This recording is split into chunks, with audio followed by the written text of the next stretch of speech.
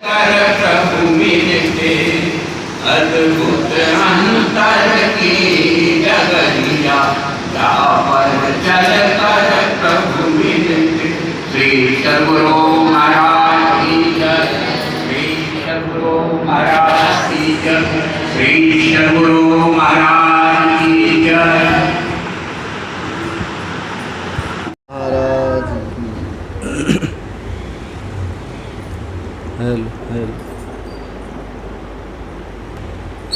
ध्येयं सदा परिभवग्नमभीष्टदोहम्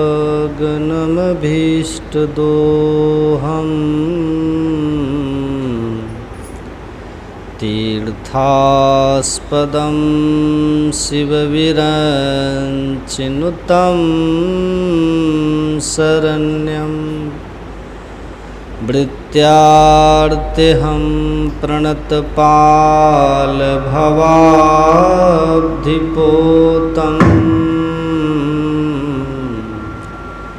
वन्दे महापुरुषते चरणारविन्दम्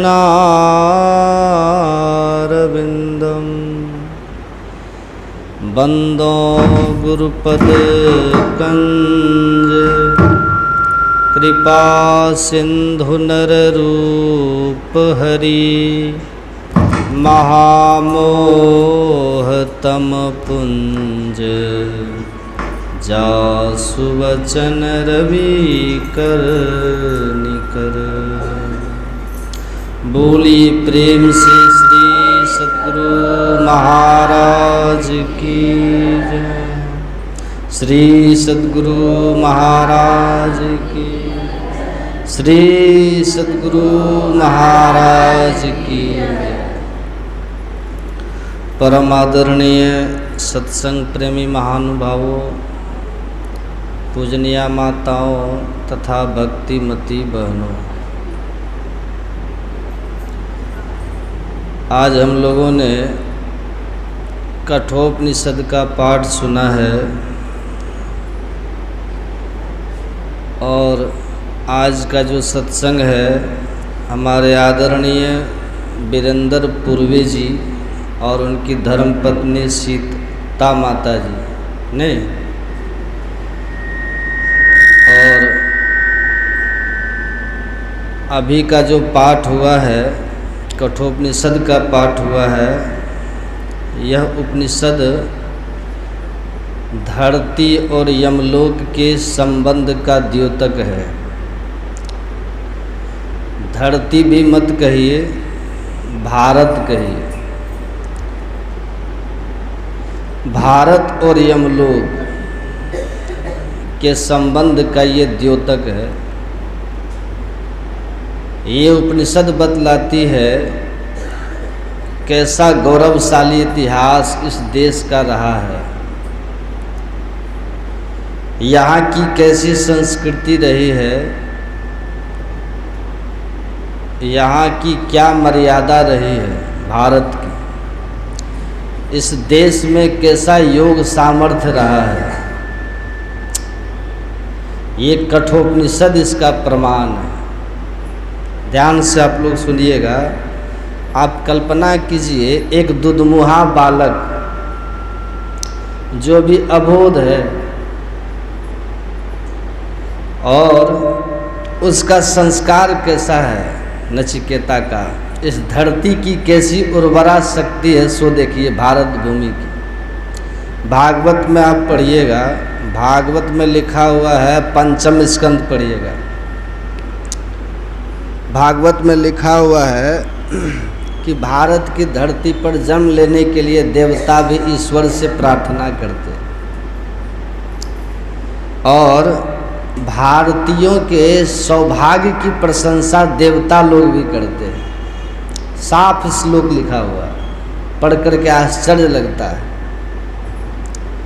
लेकिन हम इस मर्यादा, इस महिमा, इस गरिमा, इस उच्चता, इस श्रेष्ठता, इस अनुपम वैभव विरासत को हम लोग भूल करके कहाँ कहाँ चिंतन चला जाता है। एक छोटा सा बालक है नचिकेता, जो बिल्कुल अभी अबोध है,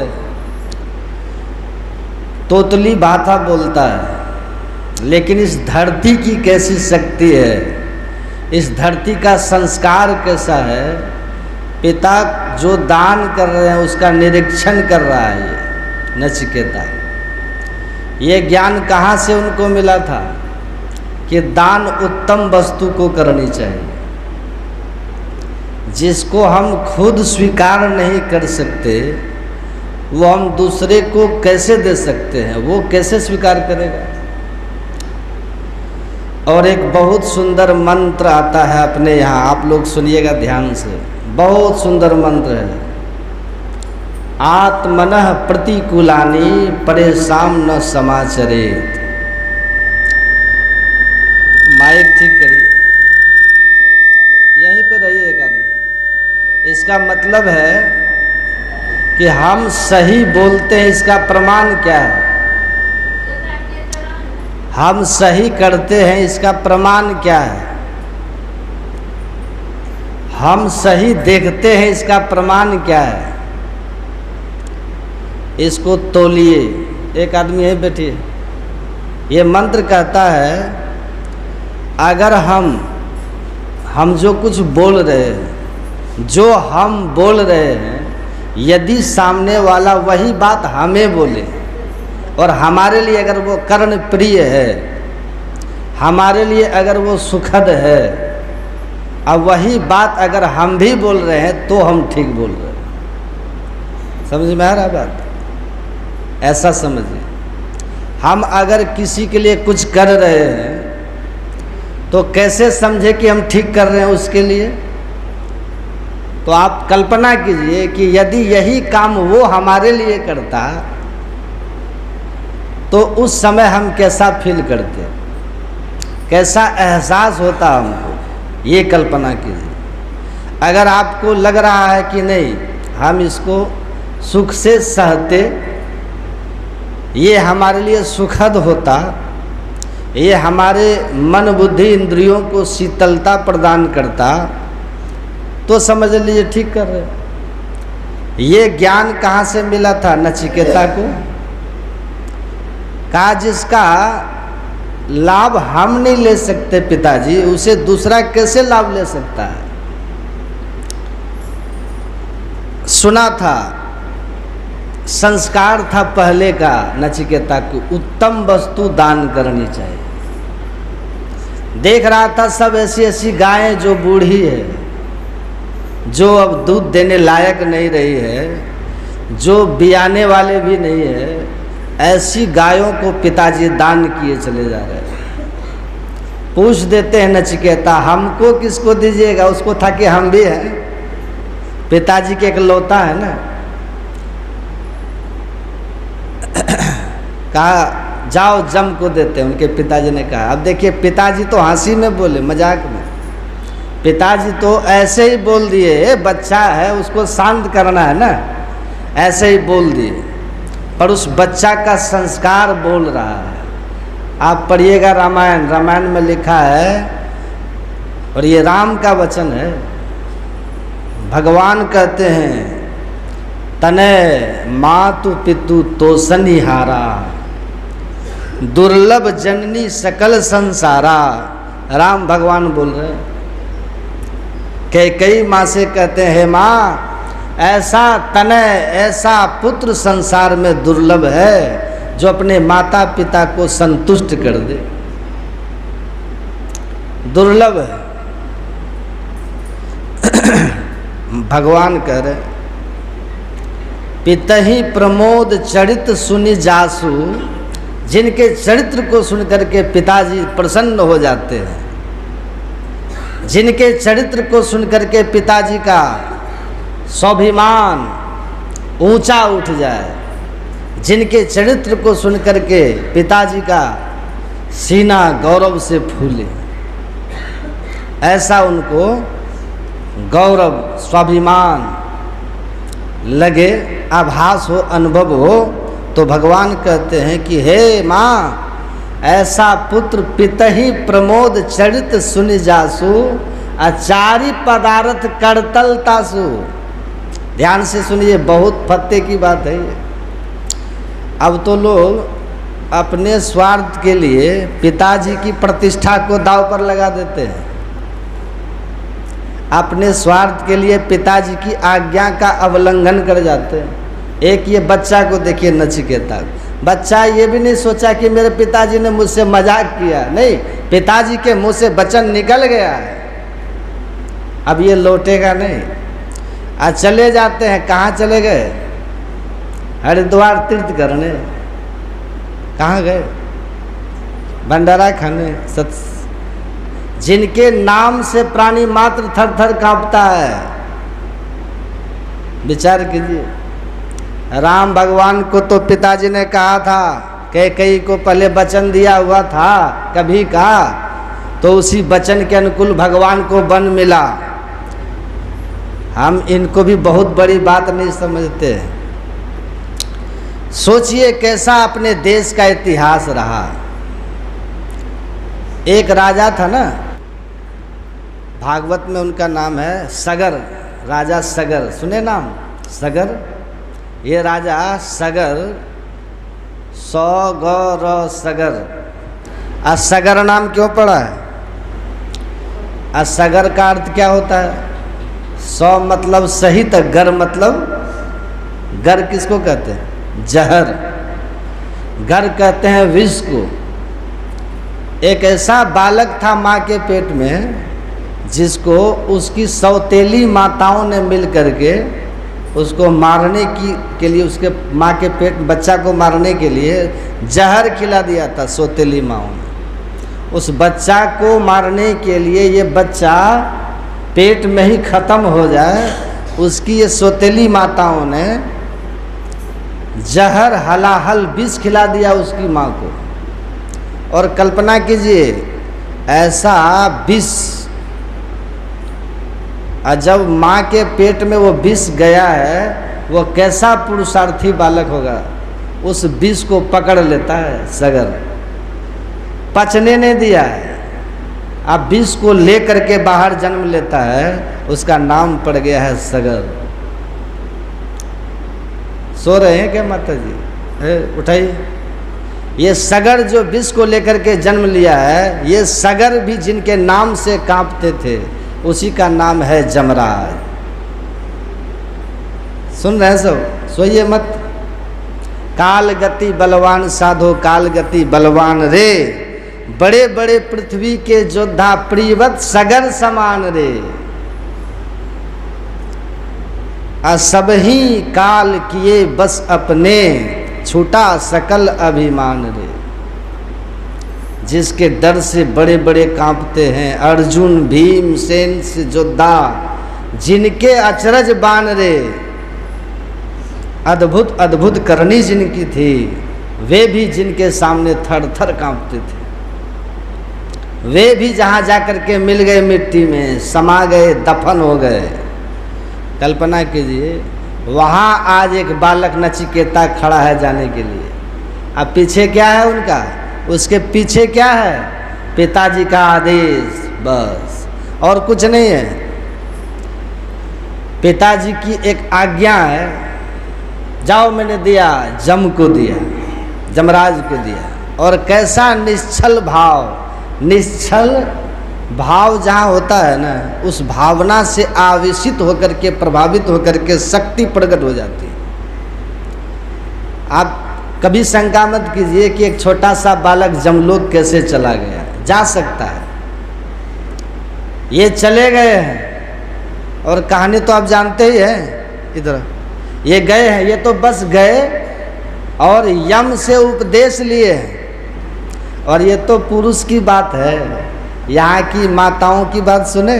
भारत की माताओं, हमारे गुरु महाराज बहुत सुनाते थे। एक स्त्री चरित्र, नारी चरित्र एक सुनाते थे हमारे गुरु महाराज जी बहुत। किनका सुनाते थे कहिए तो? बोलिए। प्रवचन पढ़ते नहीं है गुरु महाराज का, कौन कौन किताब पढ़ते हैं पता नहीं। सावित्री का सुनाते थे, सती अनुसुईया का सुनाते थे, सावित्री, पिता ने कहा जाओ अपने से विवाह करो। कहा ठीक है, और ये नहीं कि मॉडल बन करके घूमेंगे मार्केट में, ऐसा नहीं। कहा जिनको मैं पहली बार देखूंगी वही मेरा पति होगा। किसको देखी पहली बार? सत्यवान को। आ गए नारद जी। कहा इसको तू पसंद कर रही है? ये चंद दिन का मेहमान है, ये बस गया, कब जाएगा कोई ठिकाना नहीं बेटी, इसको मत अपना पति बनाओ। सावित्री कहती है जिनको मैंने वर्ण किया कर लिया, अब मेरा पति यही होगा। अब वो क्या कहते थे, लकड़ी काट करके गुजारा करते थे सत्यवान। अब माता पिताजी कैसे थे, अंधा अंधी, ऐसे कि पुत्र को इस सावित्री ने स्वीकार किया है, क्योंकि पहला अटैक उनके मन का उसी पर था। विचार कीजिए। आखिर में नारद जी को नहीं रहा गया, तो नारद जी तिथि भी बता देते हैं। तिथि सुनो देवी, इस तिथि को मरेगा ये, और सुनो इतने बजे मरेगा ये, और रहेगा आप लोग का धैर्य स्थिर रहेगा। इस धरती की उर्वरा देखिए।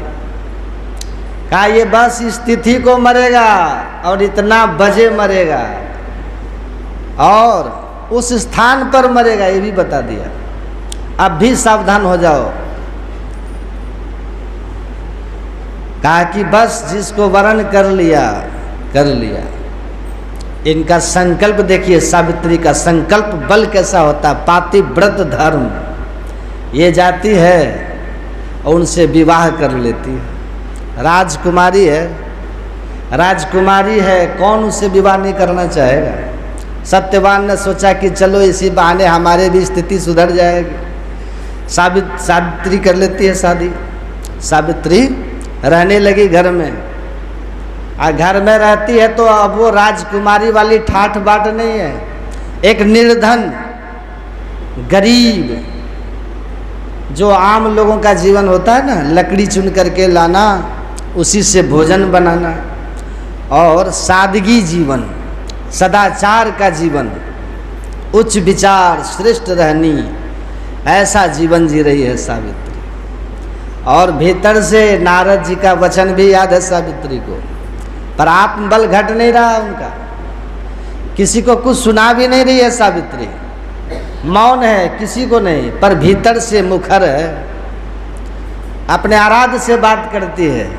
और आपको पता है हमारे गुरु महाराज जी ने लिखा है, पातिव्रत धर्म पर बहुत लिखा है रामचरितमानस में, सारस्वतिक में, पति की सेवा करे पर भक्ति ईश्वर की करे, उसके भीतर पातिव्रत धर्म का बल उतरता है।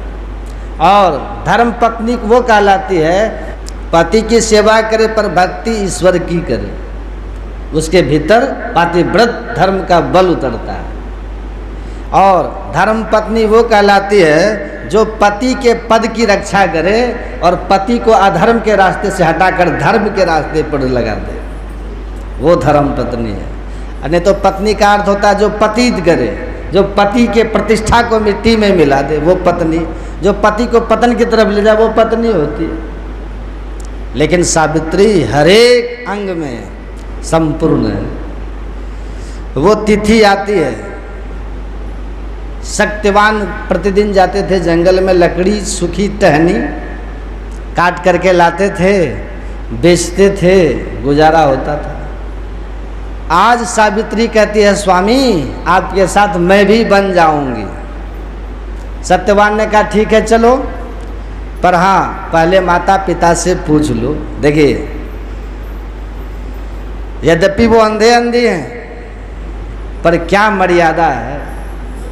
ठीक है मैं तेरा पति हूँ देवी, पर मेरा मालिक वो है, मेरे माता पिता, मेरा स्वामी वो है, उनसे पहले पूछो, अगर वे कह दे तो फिर चलो। सावित्री जाती है, चरण छू के प्रणाम करती है। आज मैं भी जंगल देखने जाना चाहती हूँ। सास ससुर का सहर्ष आदेश होता है, ठीक है पुत्री जाओ। जाती है। अब तक उस राज को सावित्री ने खोला नहीं है। सत्यवान जाते हैं वन, कुल्हाड़ी लेकर के, कुठार लेकर, चलते हैं पेड़ पर, चढ़ते हैं, टहनियों को काटते हैं, उसी क्रम में सर में दर्द होता है। अब वहीं से कहते देखो देवी आज सर में अचानक दर्द हो रहा है। सावित्री कहती आप शीघ्र नीचे आ जाइए। वो नीचे आते हैं और जैसे नीचे आए सावित्री वहीं बैठ जाती है। अब उसके सब सर को, मस्तक को अपनी गोद में रखती है, सहलाती है। मुहूर्त का भी पता था, यही वो मुहूर्त है इनकी विदाई का। बैठी है सावित्री, सजी है अपने शक्तियों से, कल्पना कीजिएगा, सजी है, समड़ी है।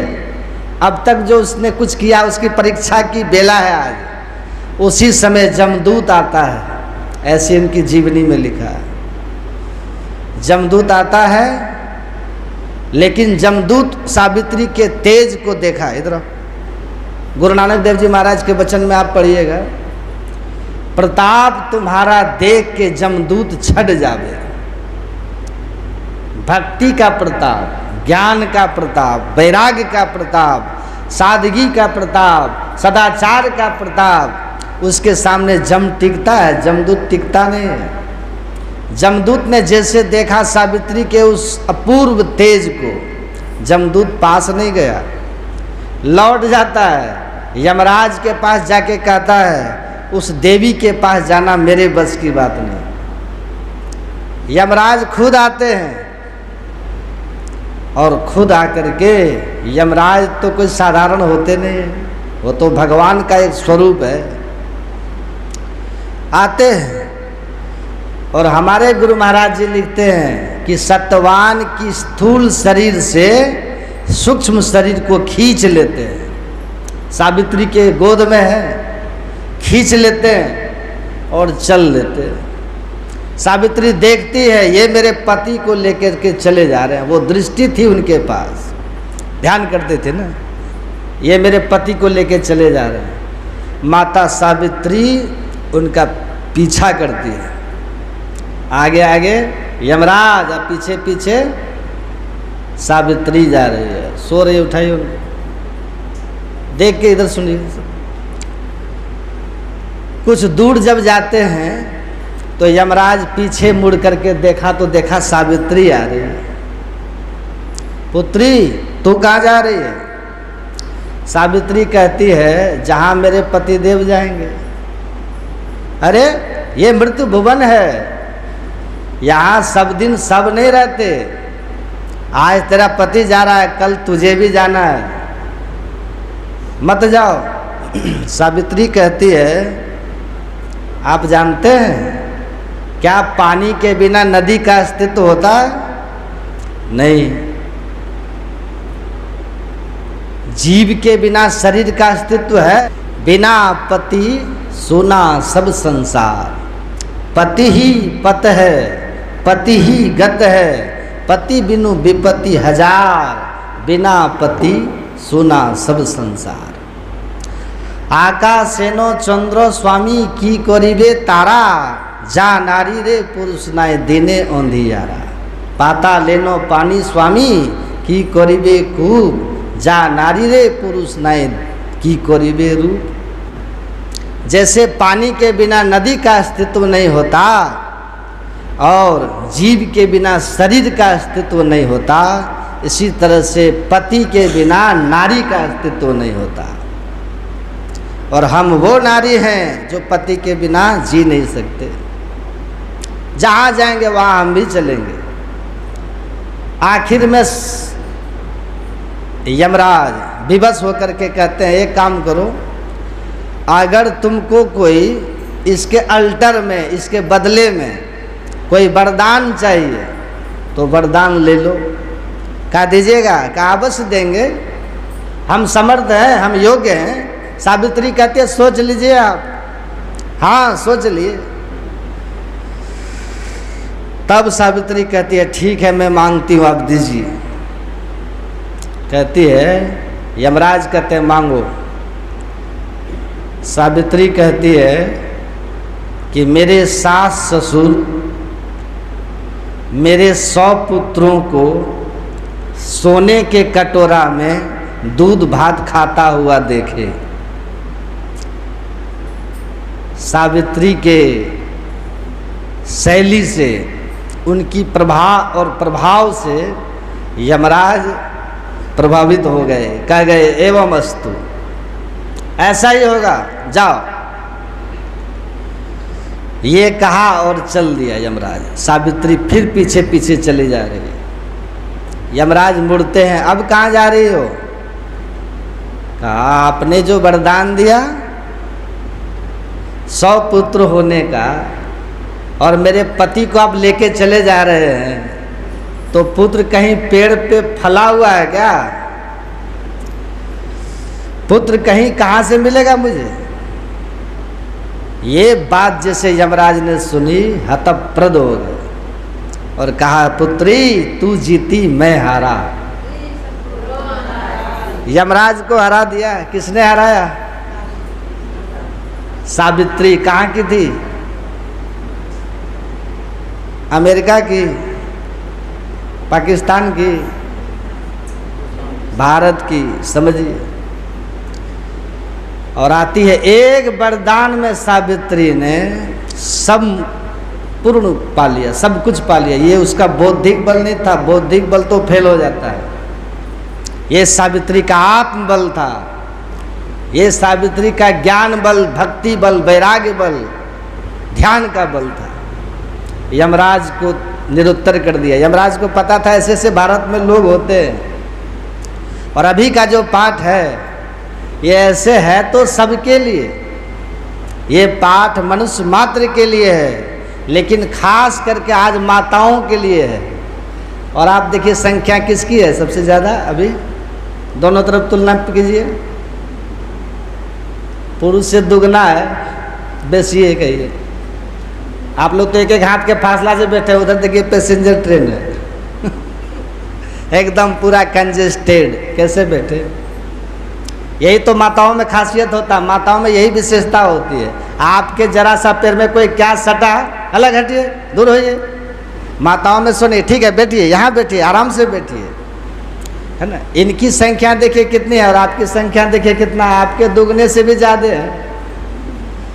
और आज खास करके आज का जो प्रवचन है आप ही लोग के लिए, ऐसे है तो सबके लिए। आप सुनिएगा, ये प्रवचन सबके लिए है, पर खास करके आज का जो मेरा प्रवचन माताओं के लिए विशेष रूप से है।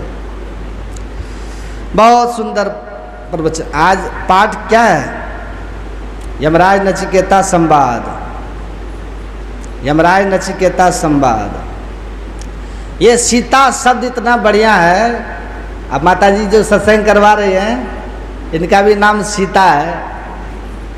सीता शब्द बहुत अच्छा है। सीता, सीता शब्द हमको बहुत अच्छा लगता है।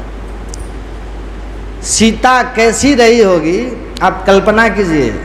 और आपको पता है सीता की कोई जात नहीं है। आप ये मत समझे कि सीता जनक जी की बेटी है, नहीं नहीं, जनक जी ने उसको पाला पोसा है। वो प्रकट तो हुई थी जब हल जोत रहे थे जनक जी महाराज, तो उनके हल के चलने से हल के फाल को शीत बोलते हैं। शीत, दंत स दीर्घी अतौ, शीत मतलब होता है हल का फाल। तालब स दीर्घ अतौ, शीत मतलब ठंडा। तो जनक जी तो हल जोत रहे थे, उसी हल जोतने के क्रम में उनके हल का जो फाल था ना, एक घड़ा से लगा टकराया। और जैसे जनक जी ने वहाँ उसको देखा, खोद खाद करके जब देखा, उसके भीतर से एक दिव्य सुंदर सी सलोनी सी कन्या निकली है। वही सीता है। दिव्य है, बहुत भव्य दिव्य है, और कमल की पंखुड़ियों से भी ज़्यादा सुंदर और सुकोमल है सीता। वो सीता है।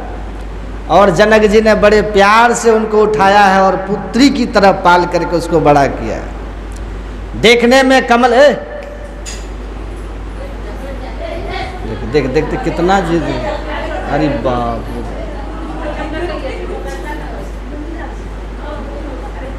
छोड़ दो मत दो। अच्छा छोड़िए छोड़िए, पहचान गए देखिए सीता अबला है, अबला नहीं है। देखते हैं अबला, भूप सहस 10 एक ही 12 अलगी उठाए तरे नटारा। बड़ा दिव्य प्रसंग है। आप विचार कीजिए, एक ही बार में भूप सहस 10 एक ही 12। सहस का मतलब क्या होता है? 1000। तो 10,000 राजा एक ही बार मिलकर के जिस धनुष को टस से मस नहीं कर सका था, उसी धनुष को कोमल की पंखुड़ियों से भी ज़्यादा सुकोमल और सुंदर दिखने वाली सीता अपने बाईं हाथ से उठा लिए थे। बाईं हाथ से उठा करके उसके नीचे पोछा लगा दिया था। जानते कहानी? वही सीता है। क्या कर रही है माता जी समझ में? 10,000 राजा जिनको नहीं उठा सके, जिसको रावण जिसको टस से मस नहीं कर सका है, सहस्र बाहु अर्जुन भी जिसको हिला नहीं सका है, ऐसे धनुष को माता सीता अपने बाएं हाथ से, और वो भी कब? जब बच्ची थी, छोटी थी, तब उस धनुष को ऐसे उठा लेती है, चौका लगाती है, नीचे पोछा लगाती है। ये दृश्य देखा जनक जी महाराज ने। जनक जी का भीतर हिल गया है।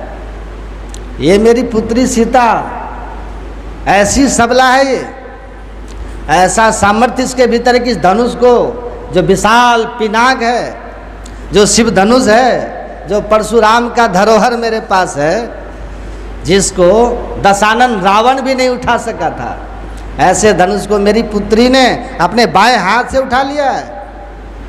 तभी जनक जी महाराज ने संकल्प किया था, अब मेरी पुत्री का विवाह उसी के साथ होगा जो इस धनुष को तोड़ देगा। तभी संकल्प किए थे जनक जी। और एक बार तो सब जितने राजा महाराजा वहाँ आए थे धनुष भंजन करने के लिए, सब के सब असफल हो गए। और जनक जी उदास, निराश, हताश हो गए थे और कह दिए थे, मैं समझ लिया वीर विहीन भई ये मही, ये धरती वीरों से विहीन हो गई है। यदि मैं जानता इस धरती पर अब कोई वीर नहीं रहा, ये संकल्प मैं नहीं करता, अब तो मेरी बेटी सीता कुमारी ही रहेगी। अफसोस हुआ था, पर ये घटना लंबी है, उधर नहीं जाऊंगा। लक्ष्मण जी ने वहाँ संभाला था बात, बागडोर। कहने का मतलब ये इतना ही है कि सीता शब्द बहुत प्रिय शब्द है। हो सके ना आप अपनी पुत्री का नाम सबसे अगर रखिए ना, तो एक सीता नाम जरूर रख लीजिएगा, और एक गांव में 10-15 सीता मत रख लीजिएगा, नहीं तो झगड़ा हो जाएगा। ओ माता जी सीता जी है ये। सीता कितना पवित्र नाम है। मीरा बोलिए, मीरा देखिए, मीरा सुनने मात्र से कैसा लगता है? मीरा कितना पवित्र शब्द है ये मीरा, है ना?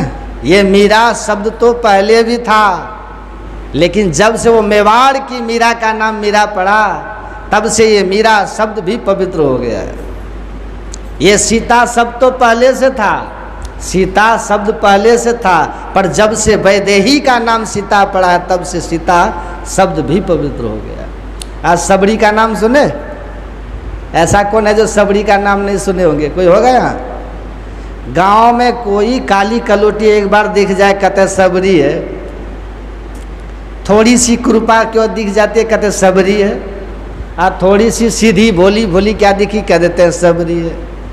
ये सबरी शब्द कितना बढ़िया है। ये सबरी शब्द तो पहले से भी था, लेकिन जब से मतंग की शिष्या का नाम सबरी हुआ, तब से सबरी शब्द भी पवित्र हो गया।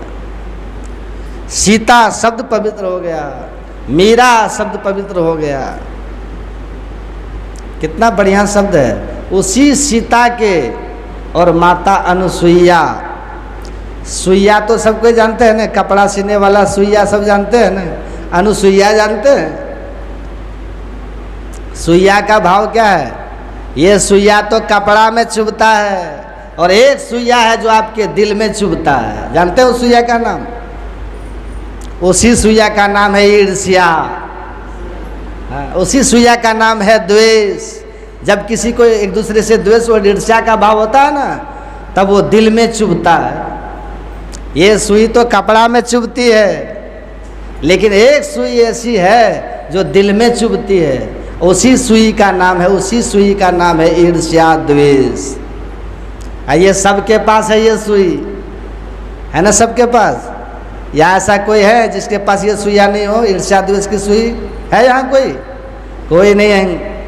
हाथ उठा दीजिएगा तब भी गलत होगा, समझ गए? जिसके पास ये ईर्ष्या द्वेष की सुई न हो, इस सभा में तो कम से कम कोई नहीं होंगे, इतना तो पक्का। क्योंकि यहाँ होंगे लेकिन यहाँ मंदिर में तो कोई नहीं होंगे।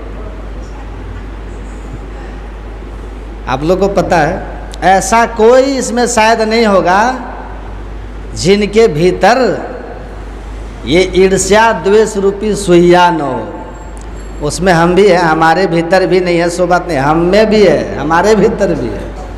हमको भी ईर्ष्या होती है, हमको भी द्वेष होता है। जब हमसे कोई ज़्यादा ध्यान करता तो हमको भी ईर्ष्या होती है, अरे ये हमसे ज़्यादा ध्यान कर लिया, अब हमको इससे ज़्यादा करना है।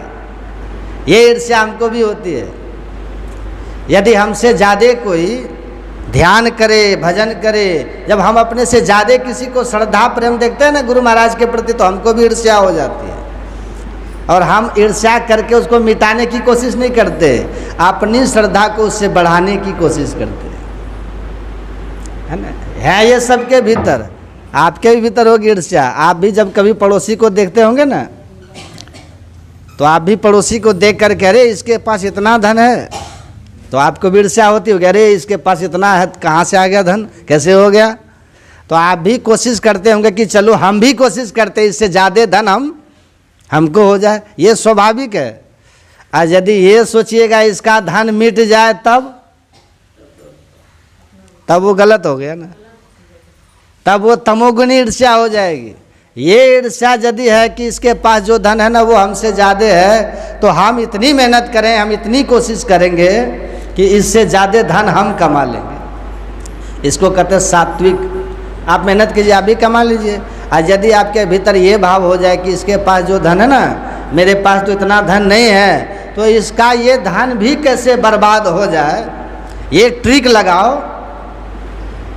तो आप भी बर्बाद होंगे और वो भी बेचारा बर्बाद होगा, दोनों फिर बर्बाद हो जाएंगे। एक व्यक्ति ने शंकर भगवान का तप किया, प्रसन्न हो गए भगवान शंकर, बोले बोलो क्या चाहिए? तो कहा ठीक है क्या चाहिए तो हम सोचते हैं। अब एक कॉपी लिया और कॉपी में लिस्ट बनाने लग गया। लिस्ट 100 ग्राम हल्दी, 100 ग्राम धनिया, अदरक, सिंधा नमक, काला नमक, अब वो लिस्ट बना रहा है। भगवान शंकर कहते अरे जल्दी करो हमको जाना भी है। अब वो कहता पूरा लिस्ट होगा तब न। लिस्ट बनाते बनाते कई पेज भर गया, कई पन्ना उसका भर गया। भगवान शंकर ने देखा कैसा लोभी आदमी है, इतना लिस्ट बना लिया फिर भी लिखिए रहा है। तब भी लिखते चला जा रहा है, कितना पेज भर दिया। अंतिम में भगवान शंकर ने देखा कि बड़ा लोभी आदमी है, अब आए हैं तो कुछ तो देना होगा। बोले सुनो एक काम करो, क्या हम 1 घंटा तुमको देते हैं, घंटा ले जाओ, इससे तुम्हारा काम हो जाएगा। बोले घंटा से क्या होगा? का सब कुछ होगा, तुम्हारी जो चाहना होगी ना वो चाहना तुम करना, और घंटा बजा देना, वो चीज़ तुमको हो जाएगी। बोले हाँ ये तो तब ठीक है, तब दे दीजिए घंटा। अब मन में हुआ कि हल्दी हो, घंटा मारेंगे, हल्दी हो जाएगा। मन में होगा मकान बने, घंटा मारेंगे, मकान बन जाएगा, तो बढ़िया है दे दीजिए। अब घंटा लिया, ऐसा व्यक्ति भगवान शंकर को बिना प्रणाम किए सरपट दौड़ दिया घर की तरफ। अब भगवान कहते ठहरो ठहरो ठहरो, रुको रुको रुको। कहा अब क्या, अब हम जा रहे हैं, घंटा मिल गया। इसी का नाम है ना स्वार्थ। स्वार्थ है। श्रद्धा होती तो कहते घंटा मिले कि न मिले, हम तो आपको नमन करके प्रणाम करके श्रद्धा के साथ तब जाएंगे। वो घंटा लिया, भागा वहाँ से। भगवान शंकर कहते हैं सुनो सुनो, 1 घंटा तुम लेके जा रहे हो ना, लेके जाओ, पर याद रखना तुम्हारी जो इच्छा होगी घंटा बजाओगे तो तुम्हारी पूर्ति हो जाएगी, पर तुम्हारे पड़ोसी को तुमसे दुगना हो जाएगा। समझे? अब जैसे कहा तुम्हारे पड़ोसी को तुमसे दुगना होगा, अब वो व्यक्ति कहता मेहनत किए हमने, तपस्या किया हमने, परिश्रम हमने उठाया, और दुगना लाभ पड़ोसी को। यही है ईर्ष्या, है ना? यही है सुइया, जो सुइया आपके दिल में चुभता है ईर्ष्या, जो ईर्ष्या आपके हृदय में चुभता है कि मेहनत किया हमने, परिश्रम किया हमने, और दुगना पड़ोसी को होगा। अगर ये भाव आ रहा है तो समझ जाइए यही है ईर्ष्या। मेहनत किए हम, सत्संग में इतना खटे हम, और नाम हो रहा फलाना का। ईर्ष्या, समझ रहे हैं बात? यदि ये हो जाए कि चलो भले हमारा नाम नहीं हो लेकिन गुरु महाराज तो जानते हैं, भले व्यक्ति हमारा नहीं जाने नाम लेकिन गुरु महाराज तो जान रहे कि हमने क्या किया, इनसे कुछ छुपा होता है, सब जान रहे हैं। इतना संतोष करके तब अगर दूसरे का नाम जय जयकार करे, उसको बोलते हैं स्नेह सौहार्द। वहाँ तो फिर प्रेम की बाढ़ आ जाती है। आपको पता है राम और भरत जब गेंद खेलते थे ना, तो जीतते थे भरत और जय जयकार करते थे राम, हारते थे राम, जीतते थे भरत और जय जयकार करते थे राम। राम कहते थे भरत भैया की जय, खुद हार जाते थे, खुद हारते थे और कहते थे भरत भैया की जय। इसको बोलते हैं राम राज। और यदि ये मन में हो कि मेहनत किया हमने, परिश्रम किया हमने, इतना दौड़ भाग सब कुछ किया हमने, नाम फलाना का हो रहा है, तब समझिए वहाँ कुछ इलाज की फिर जरूरत है। इस व्यक्ति के मन में होता है मेहनत किया हम, परिश्रम किया हमने, और लाभ पड़ोसी को होगा, दुगना पड़ोसी को हो जाएगा। ये कैसे संभव है? वो घंटा लेके गया, अब महीनों बाद गया था घर, पत्नी ने पूछा कुछ लाए? कहाँ लाया, क्या लाए? घंटा लाया। घंटे से पेट भरेगा? कहा देवी बड़ा चमत्कार है। क्या चमत्कार है? घंटा बजाओ जो इच्छा हो जाए। कहा तो जल्दी बजाइए, देखिए घर टूट गया है, कपड़ा फट गया है, अन्न की व्यवस्था घर में नहीं है, तो आप जल्दी से बजाइए और पूरा करिए सब कुछ। अब जैसे कहा पूरा करिए सब कुछ, तो वो व्यक्ति कहता अरे पगली पूरा कैसे कर देंगे? पत्नी कहती है, पति कहता पगली है तू, मेहनत किया हमने, अब बजाओगी घंटा तो पड़ोसी को दुगना हो जाएगा ना। तो पत्नी कहती है हो जाने दीजिए, अपना तो सब कुछ हो जाएगा। अरे अपना सब कुछ हो जाएगा तो ठीक है, पर पड़ोसी को दुगना जो हो जाएगा तो हो जाने दीजिए। पत्नी ठीक है, लेकिन पति देखिए कैसा है। अब दर्शन भगवान शंकर का किया, तपस्या भी किया है, पर ईर्ष्या द्वेष कितना खतरनाक, कैसे चुभता भीतर देखिए। तो पत्नी कहती है क्या करिएगा? तो कहा इसको अलमारी में बंद करो, ताला मारो, चाबी मेरे पास लाओ। चाबी लेता है, कहा जा रहा पंजाब कमाने के लिए, वहाँ से कमा के भेज देंगे तब तुम व्यवस्था करना। अब वो चले गए पंजाब, इधर बेचारी पत्नी घर में परेशान। उधर 2-4-6 महीना कमाया, कुछ 1000 रुपया हुआ, तब वहाँ से चला। इधर पत्नी को रहा नहीं गया। पत्नी सोचती कितना सुंदर घंटा घर में, भगवान शंकर का वरदान, उसको बजा के सब कुछ कर लेना चाहिए। पत्नी को नहीं रहा गया, तो पत्नी ने किसी लोहार को बुलाया और लोहार को बुला के कहा इस अलमारी को ताला तोड़ो और अलमारी से घंटा है निकाल के दीजिए। घंटा निकाला, पत्नी ने घंटा लिया, आंगन में खड़ी हो गई, कहती हे भगवान शंकर ऐसी कृपा करना मेरा घर बन जाए। टन हमारा घंटा पर चोट जैसे मारती है, बस सुंदर सा घर उसके दरवाजे पर बन के तैयार। अब पूरे गांव में सबके यहाँ 2-2 घर बन के तैयार, डबल होने का था ना। हे भगवान शंकर ऐसी कृपा करना एक मीठा जल वाला कुआं भी हो जाए। मार दिया घंटा पे चोट, कुआं भी मीठा जल वाला हो गया। अब पूरे गांव में सबके दरवाजे पर 2-2 कुआं मीठा जल वाला।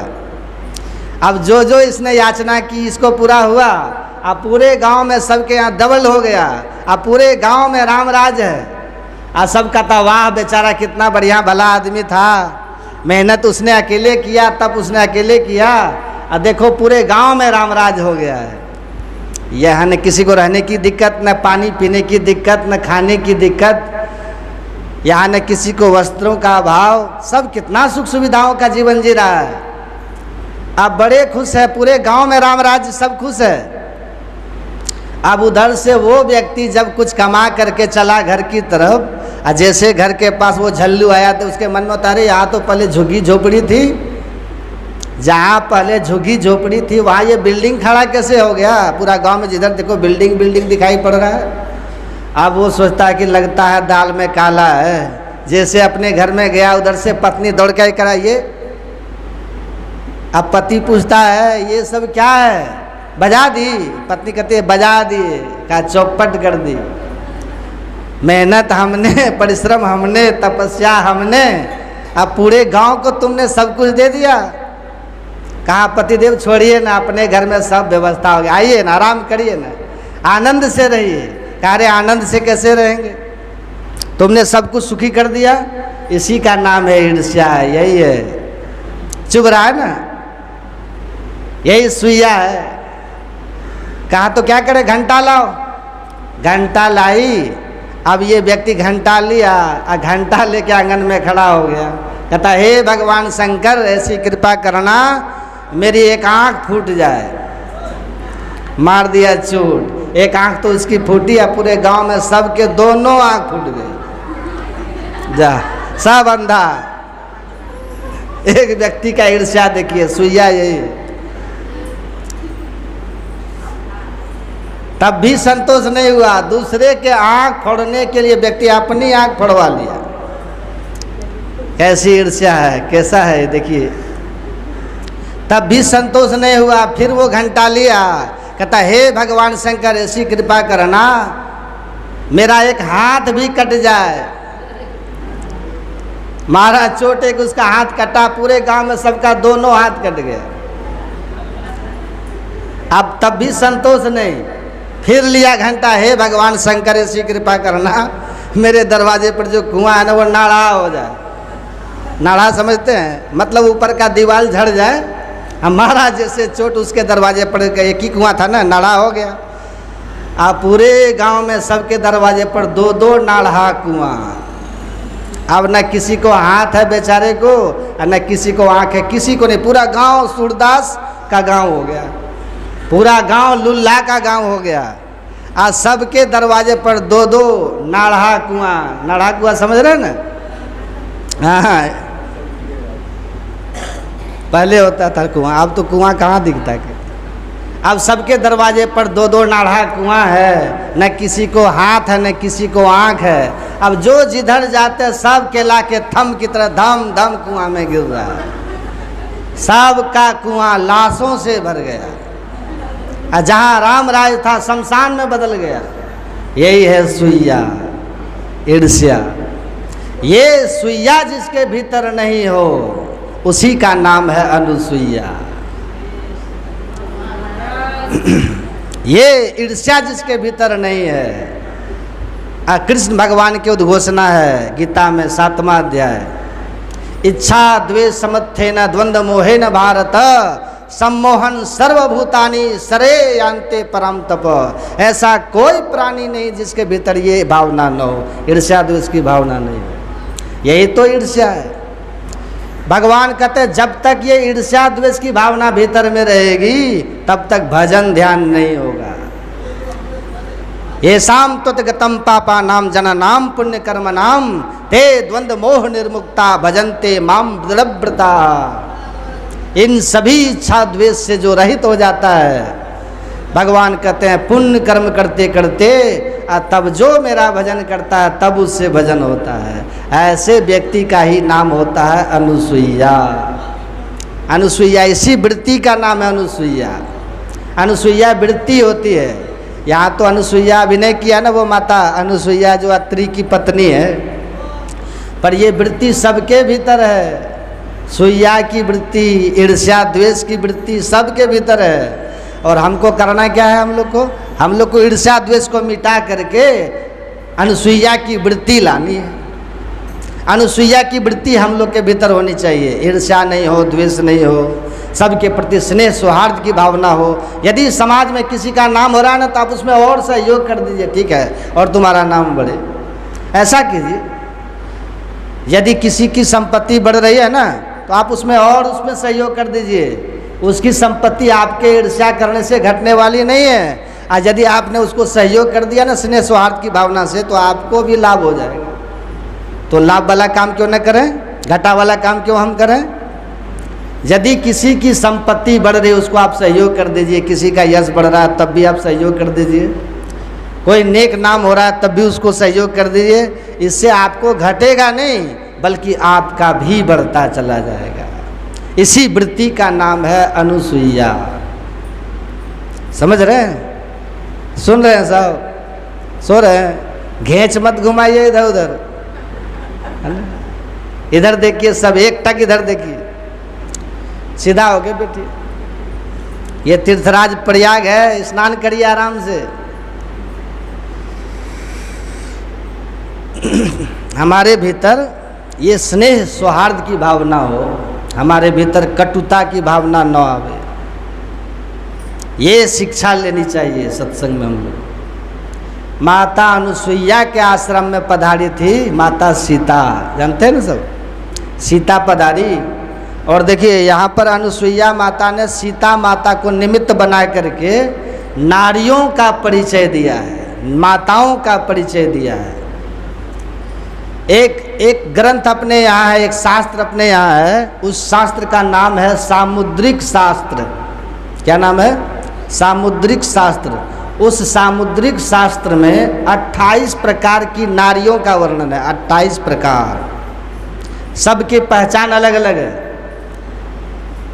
28 प्रकार की नारियां होती हैं, नारियां। लेकिन यहाँ पर तुलसीदास जी महाराज ने रामचरितमानस में माता अनुसुईया के माध्यम से उन सब का संशोधन करके 5 प्रकार में ले आया है। रामचरितमानस में पढ़िएगा, 5 प्रकार की नारियां होती है संसार में, 67 में पढ़िएगा, वहाँ लिखा 28 प्रकार की नारियां। माताओं का प्रकार 28 प्रकार, सामुद्रिक शास्त्र में। माताओं के चाल चलन को देख करके, माताओं के आव भाव को देख करके, माताओं के बोली विचार को सुन समझ करके, उनके भाव भंगिमा को देख करके, उनके आकृति प्रकृति को देख करके, उनके बनावट स्ट्रक्चर को देख करके, सबको देख करके विभाग किया गया है। वो है 28 प्रकार सामुद्रिक शास्त्र में। तुलसीदास जी महाराज ने उन सब का संशोधन किया, संक्षेप में ला करके माता अनुसुईया के माध्यम से 5 प्रकार के माताओं का वर्णन किया है। रामचरितमानस 67 में पढ़ लीजिएगा। अब बहुत ध्यान से सुनिएगा। आप व्रत तो बहुत तरह के व्रत करते हैं आप लोग, कोई एकादशी का व्रत करते हैं, कोई द्वादशी का व्रत करते हैं, कोई रविवारी व्रत करते हैं ना, कोई सोमवारी व्रत करते हैं, कोई सोमवार करते हैं, मंगलवारी करते हैं, रविवारी करते हैं, एकादशी करते हैं, और कितने तरह का व्रत माताएं लोग करती रहती है ना, खास करके जितिया का व्रत करते हैं, छठ का व्रत करते हैं, ये सब करते हैं ना आप लोग। यदि किसी माता का बेटा कहीं संकट में पड़ जाता है, संकट से अगर बचे तो क्या कहते हैं? तुम्हारी माँ ने खरजितिया किया था। खर कहते थे तुम्हारी माता ने खरजितिया किया था इसलिए बच गया। एक ये भी व्रत है। ये जितने तरह के व्रत आप लोग करते हैं सब बढ़िया है। एकादशी का भी व्रत बहुत अच्छा है, द्वादशी का व्रत बहुत अच्छा है, मंगलवारी व्रत बहुत अच्छा है, सोमवारी बहुत अच्छा है, ये सब व्रत खूब बढ़िया है। छठ बढ़िया है, जितिया बढ़िया है, ये सब व्रत बढ़िया है। चौड़चंडा देखे, वो भी व्रत बढ़िया है। लेकिन इन सभी व्रतों में जो एक व्रत सबसे श्रेष्ठ है, उसी व्रत का नाम है पाती व्रत। क्या नाम है? जोर से बोलिए। पाती व्रत। पाती व्रत अगर आप नहीं कर रहे हैं तो बाकी सब व्रत आपका फेल, सब व्रत आपका निष्फल। एकादशी व्रत करते हैं लेकिन पाती व्रत नहीं करते हैं, एकादशी फल फेल हो जाएगा। ऐसा व्रत, एकादशी व्रत फेल। आप सोमवारी कर रहे हैं लेकिन पाती व्रत नहीं कर रहे हैं तो सोमवारी व्रत आपका फेल हो जाएगा। आप कोई भी व्रत कीजिए, आप जितिया व्रत कीजिए, छठ व्रत कीजिए, सब व्रत कीजिए, आप पाती व्रत यदि आप नहीं कर रहे हैं आपका सब व्रत फेल हो जाएगा। और हम तो कहते कहते यहाँ तक कह सकते हैं, आप सत्संग खूब कीजिए, आप पाती व्रत नहीं कीजिए तो आपका सत्संग करना भी फेल हो जाएगा। बुरा लग रहा है? दुख लगता है? सच है। आप सत्संग खूब कीजिए, आप पाती व्रत धर्म का पालन नहीं कीजिए तो आपका सत्संग करना व्यर्थ हो जाएगा। और आप पाती व्रत धर्म का पालन करिए, और सत्संग नहीं कीजिएगा तो आपको पातिव्रत धर्म का ज्ञान होगा ही नहीं होगा ज्ञान। इसलिए पातिव्रत धर्म का पालन करने के लिए सत्संग चाहिए। और सत्संग सफल तब होता है जब माताएं पातिव्रत धर्म का पालन करें। इसी तरह से पुरुषों के लिए भी है, पुरुष भी सब व्रत करे, सब पर्व त्योहार करे, लेकिन यदि पत्नी व्रत नहीं करे तो उसका भी सब कुछ व्यर्थ हो जाता है। केवल माताओं के लिए नहीं, पुरुषों के लिए भी है। सत्संग खूब करे, अब पत्नी व्रत नहीं करे तो सत्संग फेल हो जाता है। फिर पुरुषों का सत्संग सफल तब होता है जब एक पत्नी व्रती बन करके रहेंगे तब। आज सत्संग भी कर रहे हैं और एक पत्नी व्रती भी नहीं है। पुरुषों के लिए नियम है एक पत्नी व्रती रहिए, अब बाकी मातृवत परदारेसु, दूसरों की पत्नियों को माता के समान, तब सत्संग करना सफल है। और यदि हम सत्संग भी करते हैं और अपनी पत्नी के सिवा भी किसी को पत्नी समझते हैं तो सत्संग करना हमारा व्यर्थ है। ऐसे ही माताएं भी हैं, हम सत्संग खूब करते हैं और अपने पति के सिवा भी किसी के पति को पति मानते हैं तो सत्संग करना हमारा व्यर्थ है, फिर कोई फल नहीं मिलेगा। पातिव्रत धर्म को छोड़ दीजिए, एकादशी व्रत कितना भी कीजिए कभी फल नहीं मिलेगा, कभी नहीं मिलेगा। कोई भी व्रत करते रहिए कभी फल नहीं मिलेगा। और पातिव्रत धर्म को अपना लीजिए, सब व्रत आपके पीछे पीछे चलेगा। पातिव्रत धर्म को अपनाइए, लेकिन पातिव्रत धर्म में शर्त ये है सत्संग के साथ। क्योंकि यदि आप सत्संग नहीं करेंगे ना तो पातिव्रत धर्म का पता ही नहीं चलेगा। किसको कहते हैं पातिव्रत धर्म, फिर पता ही नहीं चलेगा। इसलिए एक पत्नी एक पतिव्रता नारी के लिए पति परायण होना और सत्संगी होना ये अति आवश्यक है। ऐसे ही पुरुष के लिए भी है, एक पत्नी व्रती होकर के सत्संगी बनना ये अति आवश्यक है। आपने राम भगवान का नाम सुना है कि नहीं? राम भगवान कौन नहीं जानता है? राम का नाम सुने हैं ना आप लोग? जब सीता माता को राम ने वनवास पुनः दे दिया था दोबारा, जब वो गर्भावस्था में थी सीता, तब दोबारा से उनको बन दिया है राम ने। और उसके बाद जब उनको यज्ञ करना था, राजस्वी यज्ञ करना था राम भगवान को, तो यज्ञ करेंगे तो यज्ञ के लिए तो पत्नी चाहिए ना। तो गुरु वशिष्ठ ने कहा कि हे राम, आप तो सम्राट हैं, कोई बात नहीं, सीता आपकी पत्नी थी, उनको आपने वन भेज दिया, उनको वनवास दे दिया आपने पुनः, तो आप पत्नी के बिना यज्ञ कैसे कीजिएगा? तो आप एक काम कीजिए, फिर से दूसरा विवाह कर लीजिए, आप फिर से दूसरा विवाह कीजिए। क्योंकि आपके पिताजी दशरथ जी महाराज जो थे ना, उन्होंने 363 विवाह किया है, 363। और हम लोग मात्र 3 ही को जानते हैं, कौशल्या के कई सुमित्रा 3 ही को नहीं जानते हैं। पढ़िए वाल्मीकि रामायण, 363 का वर्णन है। आज ये इधर 3 को हम लोग जानते हैं। राम ने कहा नहीं गुरुदेव, मेरे पिताजी ने जो किया वो परंपरा को हम नहीं चलाएंगे। यदि परंपरा कोई गलत हो ना तो गलत परंपरा को वहीं पर मिटा देना चाहिए। और आप क्या कहते हैं? नहीं नहीं, ये तो हमारे पुरखों से चला आया है। कहते हैं ना आप लोग, ये हमारे पुश्तैनी है बाबा, ये हमारे बाप दादा ने किया था, हम कैसे नहीं करेंगे, हमको भी करना होगा।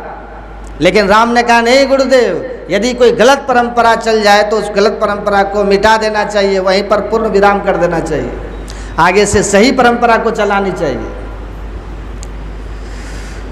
नंद बाबा थे ना, नंद बाबा जानते हैं? नंद बाबा वर्षों से इंद्र भगवान की पूजा करते थे, सबको ये जानते हैं ना, पढ़िए भागवत। और जब श्री कृष्ण भगवान का जन्म हुआ, कृष्ण भगवान जब आए तब फिर जब नंद बाबा जा रहे थे इंद्र भगवान की पूजा करने के लिए, तो कृष्ण भगवान ने रोका, कहा कि बाबा ये क्या कर रहे हैं आप? नंद बाबा ने कहा कि लाला हम इंद्र की पूजा करने जा रहे हैं। कृष्ण भगवान ने कहा क्यों बाबा? नंद ने कहा क्योंकि पुत्र इंद्र की पूजा करने से इंद्र प्रसन्न होते हैं, और इंद्र जब प्रसन्न होंगे ना तो इंद्र की कृपा से वर्षा होगी, और वर्षा होने से धरती सरसब्ज होगी, फसल होगी, घासें होगी, फिर घास गायें खाएंगी और फसल हम सब खाएंगे, सुखी हो जाएंगे। तब भगवान ने कहा बाबा आप इंद्र की पूजा मत कीजिए। कहा क्यों? देखिए बड़ी बात है, ध्यान से सुनिए। इंद्र है कौन? इंद्र है देवताओं के राजा, देवताओं के राजा है ना इंद्र। भगवान ने कहा बाबा इंद्र की पूजा मत कीजिए। और जहाँ तक सुख दुख की बात है ना बाबा, ये सुख और दुख तो व्यक्ति को अपने कर्म से मिलता है।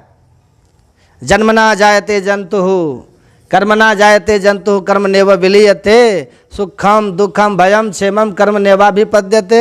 हे बाबा किसी को सुख मिलता है तो अपने कर्म से, किसी को दुख मिलता है अपने कर्म से, किसी को भय होता है अपने कर्म से, किसी को शांति मिलती है मंगल होता है तो अपने कर्म से। इसलिए बाबा यदि आप सुखी चाहते हैं ना तो इंद्र की पूजा करना छोड़ दीजिए, आप इसकी पूजा करना छोड़ के कुछ और कीजिए। तब नंद बाबा ने कहा लाला ये हमारी पुश्तैनी है, हमारे बाप दादा ने इंद्र की पूजा की है तो हम कैसे छोड़ देंगे। क्या कहा? कृष्ण भगवान ने कहा कि बाबा मत कीजिए ये। नंद बाबा ने कहा लाला ये हमारी पुरखों की है परंपरा, हमारे पिताजी ने भी किया था, उनके भी पिताजी ने किया था, उनके भी पिताजी ने किया था, ये तब से चली आ रही है पूजा। तब भगवान ने कहा कि तब कब से चली आ रही है ना बाबा, आप इसको रोक दीजिए, आप रोकिए इसको। देखिए कितनी बड़ी बात है, आप इसको रोकिए। बोले क्यों? बोले ये गलत परंपरा है बाबा, गलत परंपरा को कभी बढ़ाना नहीं चाहिए, गलत परंपरा को तभी वहीं रोक देना चाहिए, वहीं रोकिए, गलत परंपरा को वहीं रोकिए।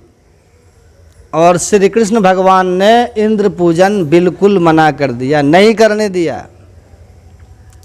भगवान कृष्ण ने इंद्र पूजा को बिल्कुल रोक दिया, गलत परंपरा को मिटा देना चाहिए, गलत परंपरा नहीं चलाना चाहिए। अब हम कहते हैं ना दीक्षा लेके ध्यान भजन कीजिए, तो लोग कहते हैं कि बाबा और सब देवी देवता को जो पूजते हैं उसका क्या होगा। हम कहते हैं हम भी प्रणाम करते हैं, आप भी कीजिए, अच्छी बात है, लेकिन ध्यान भजन खूब बढ़िया से कीजिए। कहते हैं बाबा वो तो पुरखों से चली आ रही है, तो अब रोकिए, आप ध्यान में लगिए, आप सत्संग और ध्यान में लगिए। आपको सुन के बुरा भी लगता होगा लेकिन बात सच है। देवी देवता जितना ना सबका देवता है कौन? इंद्र। कृष्ण भगवान ने जब वो समय आया ना तो इंद्र की पूजा को भी रोकवा करके गोवर्धन की पूजा करवाई है। ऐसे ही जब तक आप दीक्षा नहीं लिए थे तो आप सबकी पूजा करते रहे, वही पूजा करते करते जो आपको पुण्य जमा हुआ ना, अब आप दीक्षा लिए हैं, अब तो आप ध्यान कीजिए। आप कितना नहीं पिएगा पोतिएगा पानी लेके, कितना वहाँ क्या करिएगा, वो भी उसका विरोध हम नहीं कर रहे, वो भी कीजिए, लेकिन पहले ध्यान कीजिए, पहले सत्संग कीजिए, ध्यान कीजिए। और यदि किसी मंदिर में जाइए ना तो वहाँ बस एक यही भाव रखिए कि हमारे गुरु महाराज ही यहाँ पर इस मंदिर की देवी देवता के रूप में विराजमान हैं। गुरु महाराज का चिंतन कीजिए, वहाँ प्रणाम कर लीजिए, आपकी पूजा सफल हो गई। गंगा गए तो गंगा राम, जमुना गए तो जमुना राम, जहाँ गए उसी का दास, दुर्गा मंदिर गए तो दुर्गा दास, हनुमान मंदिर गए तो हनुमान दास, नहीं राम मंदिर गए तो रामदास, कृष्ण मंदिर गए तो कृष्णदास, और गुरु दरबार में तो गुरुदास। काटो घास, कुछ नहीं मिलेगा, कुछ नहीं मिलेगा। तो एक साधे सब सधे, और सब साधे सब जाए, और जो कोई सेवे फूल को मूल को फूले फले अघाए। ये देखिए बड़ा सुंदर मार्मिक प्रसंग है। राम भगवान ने कहा गुरुदेव गलत परंपरा को वहीं पूर्ण विराम दे देना चाहिए। भले मेरे पिताजी ने इतना विवाह किया था पर मैं ऐसा नहीं करूँगा। मेरी तो बस एक सीता थी, सीता है और सीता ही रहेगी। भले वो वन में भी तपस्या कर रही है, मेरी सीता ही रहेगी। और भगवान ने विवाह नहीं किया। इसको कहते हैं एक पत्नी व्रती।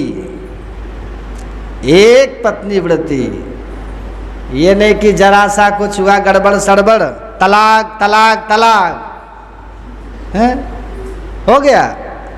अरे ये राम की परंपरा नहीं है, ये राम की संस्कृति, ये राम की मर्यादा नहीं है। जिसका अपने हाथ पकड़ा है उसको पानी ग्रहण, आपने क्या कहते हैं पानी ग्रहण, पानी मतलब हाथ। जिसका हाथ आपने एक बार पकड़ लिया, अब अंतिम तक मत छोड़िए उसको, मत छोड़िए। वो लक्ष्मी है, देवी है, आपके यहाँ किसी के घर से आई है और आप उसको प्रताड़ित करते हैं थोड़े से पैसे के लिए, थोड़े से धन संपत्ति के लिए।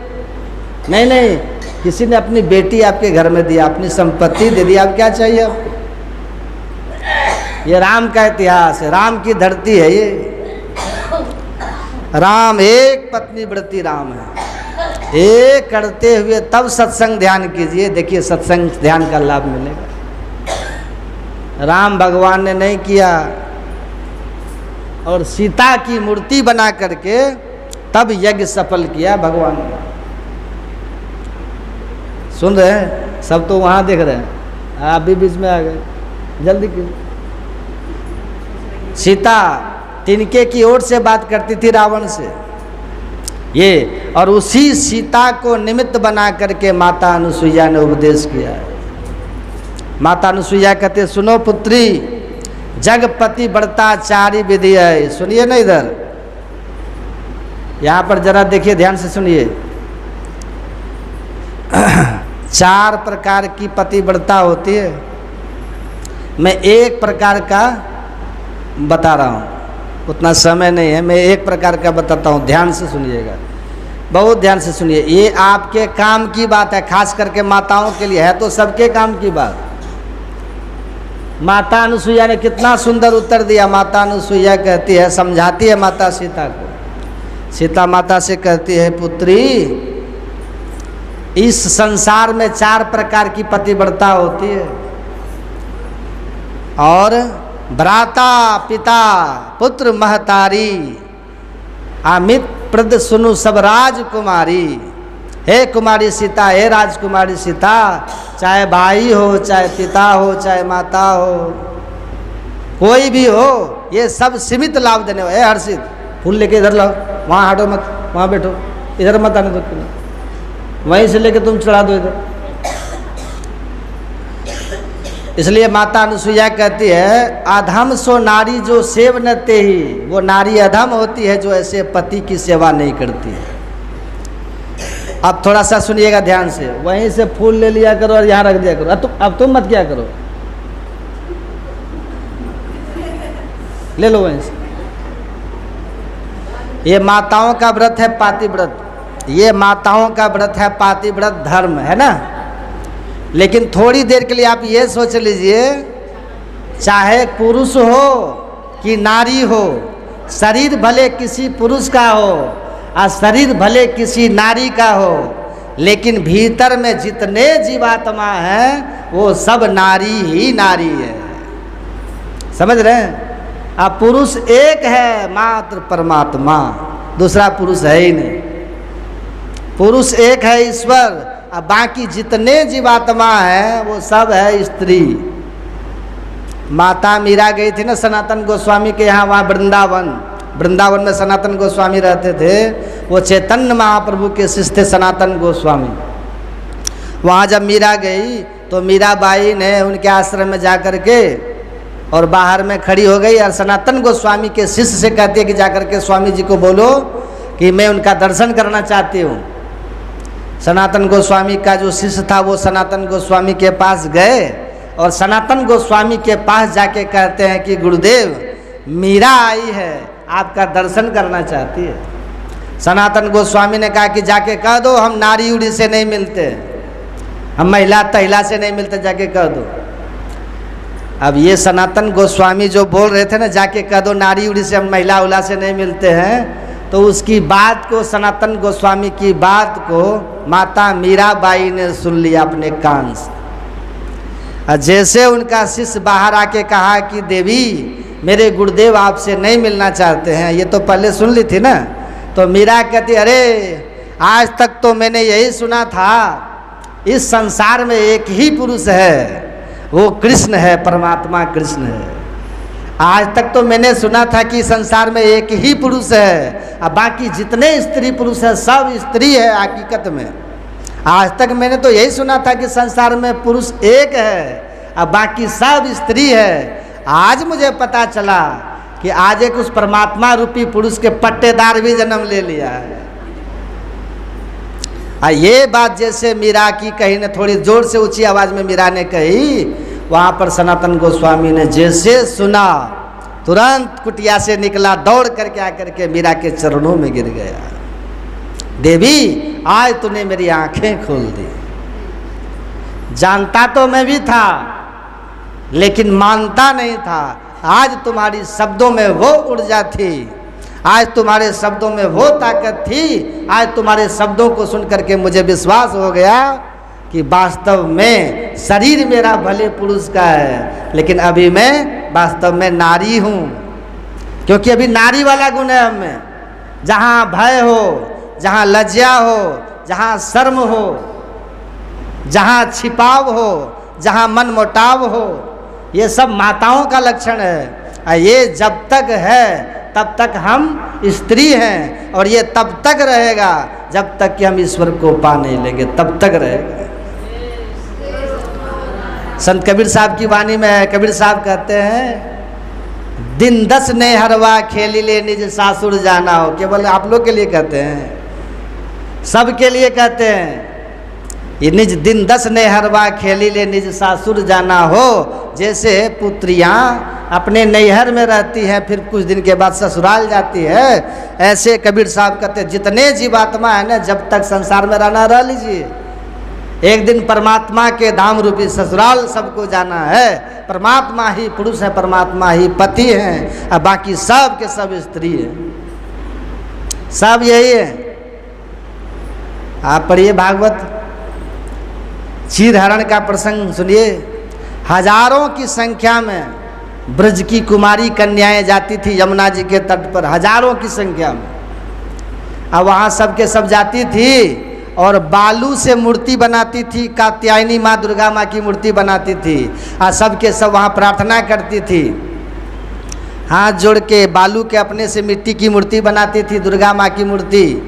और मूर्ति को साक्षात समझ करके सब गोपियाँ, वो कुमारी कन्या जो थी ब्रज की छोटी छोटी, वो सब हाथ जोड़ती थी, कहती थी, कात्यायनी महामाए महायोगनध्विसरी नंद गोप सुतम देवी पति में कुकुरते नमः।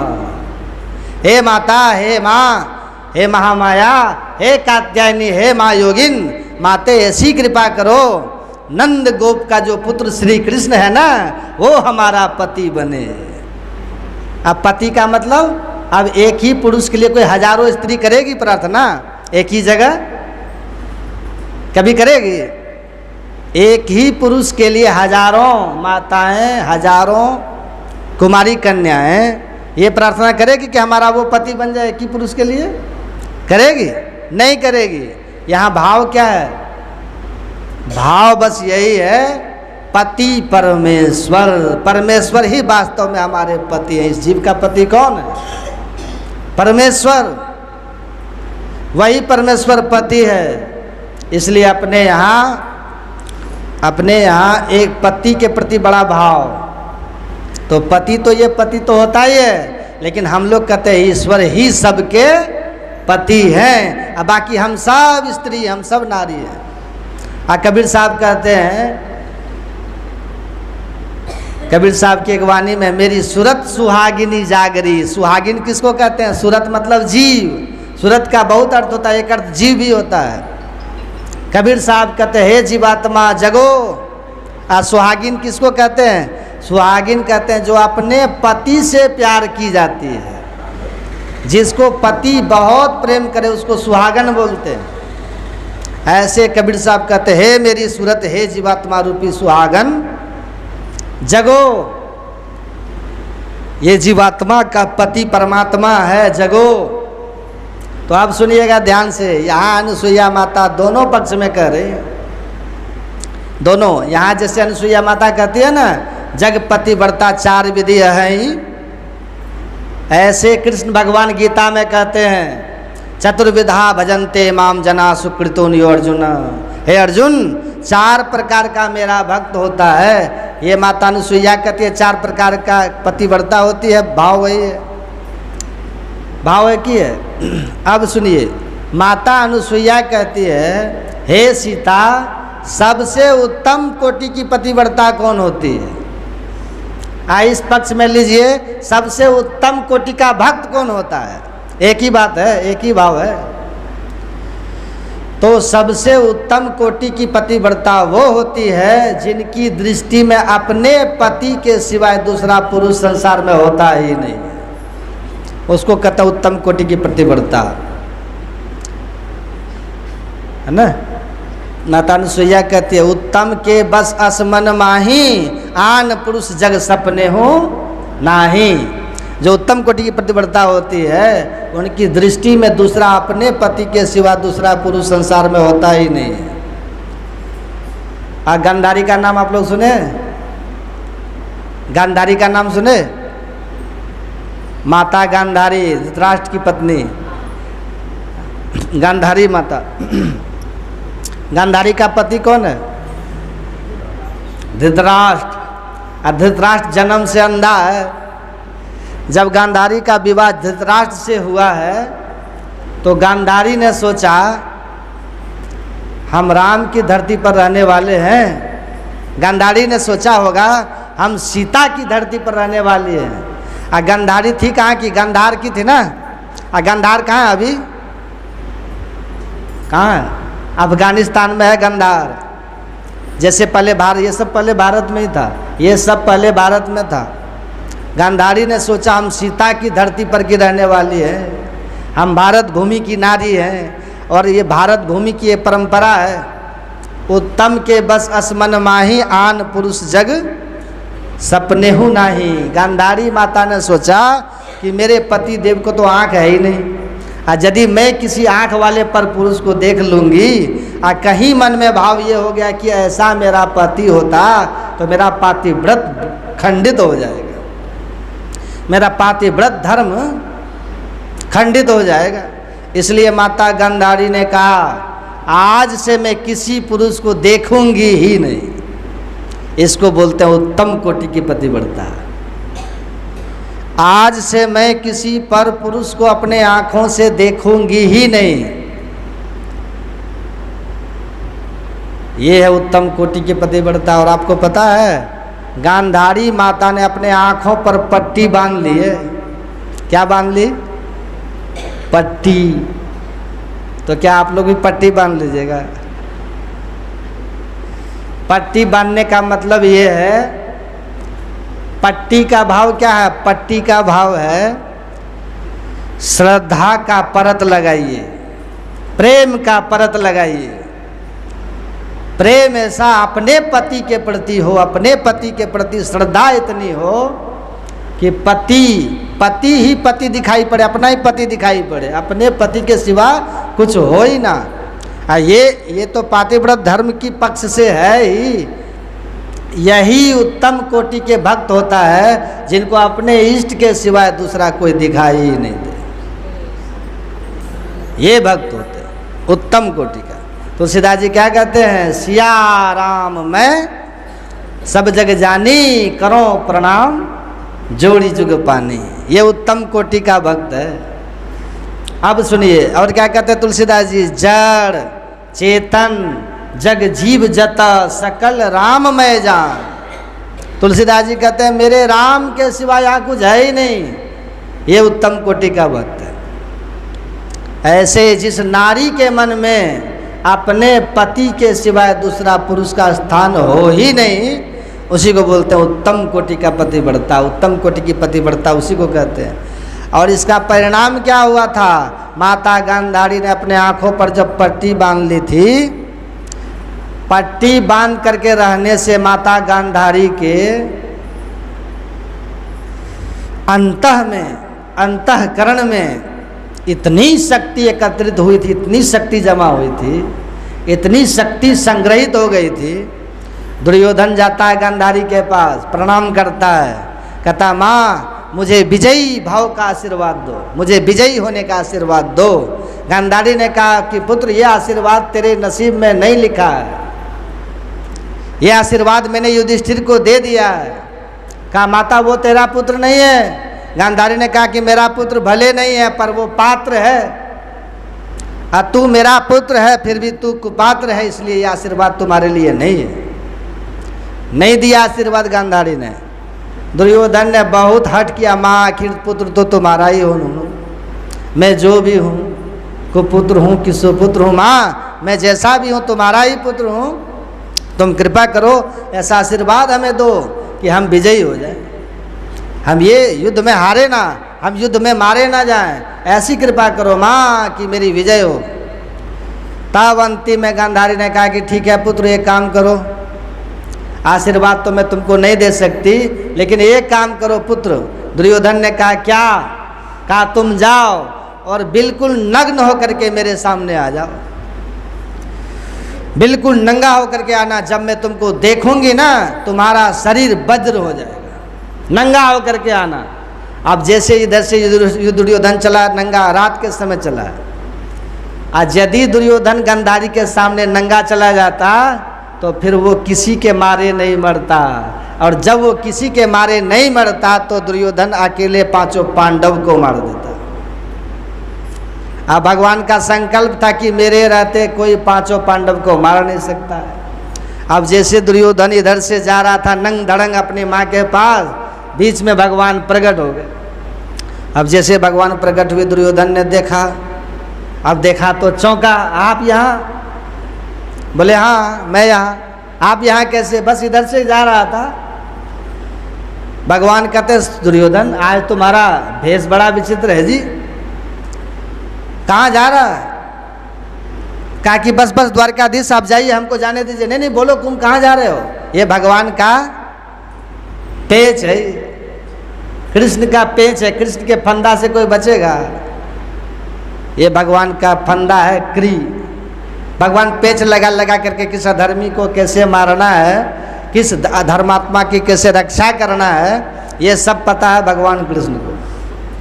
भगवान ने कहा दुर्योधन बड़ा सुंदर भेष बनाया है, कहाँ जा रहा है? कहा माँ के पास। कहा शर्म तुझे नहीं आती? माँ के पास इस भेष में जाता है? अरे माँ के पास तो ऐसे तब जाते जब बच्चा 2-4 साल का छोटा होता तब जाता, तू बुढ़ा होने चला। ये स्थिति में तुम ये अवस्था में माँ के पास जा रहा है, शर्म तुझे नहीं आती है? लज्जा नाम की कोई तुझे चीज नहीं है? ऐसा भगवान ने भड़काया, ऐसा पेच लगाया। कहा तो क्या करें? तो कुछ पहन ले। कहा ठीक है जाते गमछी लपेट लेते। अरे मूर्ख, गमछी लपेट देगा, इतना दूर जाएगा, अवसर बीत जाएगा। केला का देखो पेड़ बगल में है, केला का पत्ता लो और केला का पत्ता लपेट लो, इतना कर लो। ये भी भगवान का कपड़ा लपेटता तो काम नहीं बनता, काम तब नहीं बनता। केला का पत्ता जो भगवान ने लपटा दिया है, इसी में भगवान ने पेच लगा दिया है। जाके रक्षक केसो ताको कौन अंदेशो। जब पांडवों की रक्षा के भार भगवान ने अपने सिर पर लिया तो कौन उनको मार सकता है?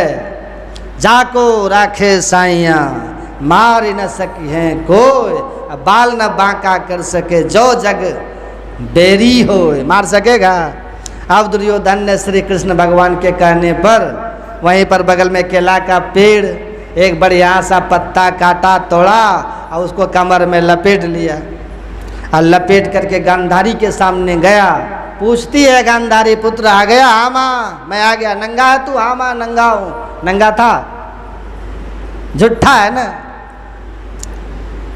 जैसे कहा कि नंगा हूँ, गांधारी माता ने अपने आँख पर से पट्टी को हटाई, और जैसे पट्टी हटाई है गांधारी, ऐसे गांधारी के आँख से एक प्रकाश का फोकस निकला, प्रकाश का पुंज निकला है। अब प्रकाश पुंज निकल करके दुर्योधन के पूरे शरीर को आच्छादित कर दिया, ढक दिया। ढक दिया। अब फिर गांधारी उस प्रकाश को समेट लेती है। और तब जो गांधारी ने देखा, अरे पुत्र ये कमर के नीचे तूने क्या पहना? कहा माता जी ये केला का पत्ता है, क्यों पहना है? हाँ, आप माँ है ना, माँ के सामने कैसे आता? तब गांधारी ने कहा रास्ते में कोई मिला था। हाँ मिला था। कौन मिला था? कृष्ण मिला होगा। हाँ माँ। कहा अब तू नहीं बचेगा। अब जहां तूने केला का पत्ता पहना है ना, ये भाग तुम्हारा कमजोर हो गया, रह गया। अब इसी भाग पर तुम्हें कोई मारेगा और तुम्हारी मृत्यु हो जाएगी, बाकी पूरा शरीर तेरा वज्र हो गया। ये है अबला, ये है पतिव्रता की शक्ति। समझ रहे हैं? उत्तम के बस असमन माही, आन पुरुष जग सपने हो नहीं। ऐसी यदि पतिव्रता कोई हो तो वो प्रचंड शक्तिशालिनी हो जाती है। ऐसे ही यदि ऐसा कोई भक्त भी हो, अपने इष्ट के सिवाय किसी को माने ही नहीं। हाँ, नहीं माने का मतलब क्या? अपमान नहीं करे किसी का, बल्कि अपने इष्ट को सब माए समझे। जैसे तुलसीदास जी कहते हैं ना, सिया राम मैं, ऐसे हम लोग भी कहिए गुरु मैं। जो भी देखिए गुरु महाराज, हनुमान जी है तो गुरु महाराज, जो भी है गुरु महाराज, देवी देव समस्त पूर्ण ब्रह्म परम प्रभु गुरु में करे निवास, कहते हैं संत सबू। कोई बचाओ, ऐसा भाव लेकर के तब जो गुरु महाराज की पूजा करेंगे, उसको पूजा में तरक्की, उसको पूजा में सफलता, उसको पूजा में सिद्धि मिलेगी। आज जो कभी गुरु महाराज की पूजा, कभी गुरु महाराज का ध्यान करेंगे और कभी सावन में कांवर लेकर के बैद्यनाथ धाम में चले जाएंगे, फिर छठ परवाने पर वो छठ पर्व भी करेंगे, तब फिर वो कहीं के नहीं रहेंगे। फिर उसी को बोलते हैं व्यभिचारिणी भक्ति। जैसे अपने पति को छोड़ करके जो दूसरे के पति से प्रेम करे, उसको बोलते हैं व्यभिचारिणी स्त्री। ऐसे जो अपने इष्ट की भक्ति को छोड़ करके सभी देवी देवताओं के पास जाते रहे, उसको कहते हैं व्यभिचारिणी भक्ति। उससे सफलता नहीं मिलती, इसलिए ऐसा मत कीजिए। हाँ, उस पूजा का मैं खंडन नहीं कर रहा हूँ। और आपको पता है, आप जो काम करते हैं ना, आप लोग जो भक्ति आप कर रहे हैं, ये भक्ति का समर्थन इष्ट हमारे गुरु महाराज, हम गुरु महाराज का जप करते हैं, गुरु महाराज का हम ध्यान करते हैं। इष्ट सबका अलग अलग होता है, पर रास्ता सबका एक है। इष्ट तो बस इष्ट जो होते हैं ना, वो एक मंत्र का जप, गुरु का रूप का ध्यान करने के लिए, ये स्थूल सगुण साकार उपासना है, थोड़ा माध्यम है, सहारा है, सिमटाव करने के लिए एक सहारा है। लेकिन सिमट करके जैसे हम दृष्टि योग की साधना करने लग जाएंगे ना, वहाँ सब एक हो जाता है, सब वहाँ सब एक हो गया। अब यही ज्ञान राम भगवान देते हैं, शिव भगवान देते हैं, कृष्ण भगवान देते हैं। इसलिए आपको चाहिए कि गुरु महाराज के चरणों में प्रेम करना चाहिए। और आपको क्या करना चाहिए? मेहीन पद दास रहे कर जोड़ी के, आ गुरु दिशी लागो भाई सकल दिशी तोड़ी के। सब तरफ से हट के आ गुरु महाराज में लग जाए, सब लाभ आपको गुरु महाराज से मिल जाएगा। गुरु की नित्य कर पूजा, जगत इन सम नहीं दूजा, मैं ही को आन नहीं सूझा, फकत गुरु ही अदारा। लग जाइए। ऐसा जब भाव होगा ना, तब जब बैठिएगा जप करने, ध्यान करने के लिए, तो क्या होगा? जैसे आंख बंद करिएगा तुरंत, कोई मेहनत करने की जरूरत नहीं है। अभी जो हम बैठते हैं ध्यान करने के लिए, देखते हैं ना, कल सुने थे ना, घर में 10 फोटो ध्यान करते तो बिल्डिंग, घर, मकान, परिवार दिखाई देता है। आप के लिए गुरु महाराज के प्रति एक निष्ठ हो जाइए केवल, और तब जैसे बैठिएगा ना ध्यान करने, आराम से जप भी होगा और गुरु महाराज का दर्शन भी होगा। आप करिए, देखिए। इसलिए गुरु महाराज के प्रति एक निष्ठ होकर के, आस त्रास जग के सबे, सब वेर व नेहू, आ सकल भूले एके रहे, गुरु तुम पद स्नेहू। बस इसलिए हमारे गुरु महाराज जी कहते हैं, मेहीन पद दास रहे कर जोड़ी के, आ गुरु दिशी लागो भाई सकल दिशी तोड़ी के। सर्व क्षण गुरु मन जो में ही रहे हो, आ निश्चय निर्वाण होए संत सब कहे हो। ये है उत्तम कोटि का, इसी को बोलते हैं ज्ञानी भक्त। अब सुनिए, फिर माता अनुसुईया कहती है, हे देवी सीते, अब जो उत्तम कोटि की पतिव्रता वो तो ये होते हैं, इसको अपने पति के सिवा कोई पुरुष दिखता ही नहीं। और ये नचिकेता के साथ कम नहीं हुआ। आप पढ़िएगा ना उनका इतिहास, नचिकेता को बहुत प्रलोभन दिया यमराज। कहा एक काम करो नचिकेता, हम तुम आज थक गए। और नचिकेता टस से मस नहीं हुआ, अंतिम में विवश हो जाना पड़ा यमराज को, विवश हो जाना पड़ा यमराज को। अब विवश होकर के तब जो उपदेश किया है यमराज ने, उसी का पाठ आपने सुना है। कहाँ मिलेगा संत मत के अलावे? मिलेगा? कैसी देन है हमारे गुरु महाराज की। कहा आत्मज्ञान चाहता है? कहा केवल और केवल वही चाहता हूँ, और कुछ नहीं चाहता। और उधर तो बहुत सारा वरदान है कि घर जाएं तो पिताजी वही इनकार प्रतिकार न करे, पूर्ववत प्यार करे, ये सब जो भी कुछ मांगना था। और उनके नाम से नचिकेत अग्नि भी चलाया है, यमराज का चलाया वो नचिकेत अग्नि यज्ञ में प्रयोग होता है, नचिकेत अग्नि, तभी वरदान में दिया था। बहुत कुछ दिया है, लेकिन ये सब तो मुफ्त में मिला है नचिकेता को, आत्मज्ञान रूपी। सुन रहे थे ना पाठ? परांची खानी व्यत्रनत स्वयंभुष। कौन बोल रहे हैं ये बात? यमराज। यमराज बोले परांची खानी। ये शब्द कहाँ से निश्रित हुआ है? यमराज के मुख से। समझिएगा, परांची खानी व्यत्रनत स्वयंभुष, तस्मात् परान पश्यन्ति नान्तरात्मन, कश्चित् धीरा प्रत्यगात्मान में छत आवृत चक्षुर में तत्मिच्छन। यमराज के मुख से, श्री मुख से निश्रित वचन है। किसके लिए? नचिकेता के लिए। यमराज कहते हैं कि नचिकेता,